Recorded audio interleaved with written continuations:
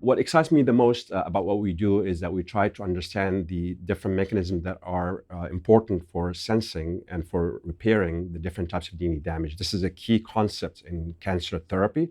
Most cancer patients receive some kind of either chemotherapy or radiotherapy, and the way that these agents work in the patient is by inflicting damage, particularly the type of damage that are responsible for killing the cancer cells. And so, by providing some understanding for these mechanisms, get us closer to finding the right tools to treat the different types of patients.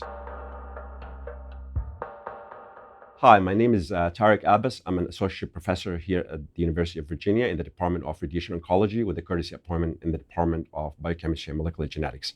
The focus of my research laboratory is to try to understand the specific functions of different regulatory proteins that are able to sense and repair the different types of DNA damage. This is obviously important because different cancer patients respond differently to different treatment, and by understanding these different mechanisms, we may be able to provide the right tools to treat the individual patients towards achieving a much more precise, personalized medicine.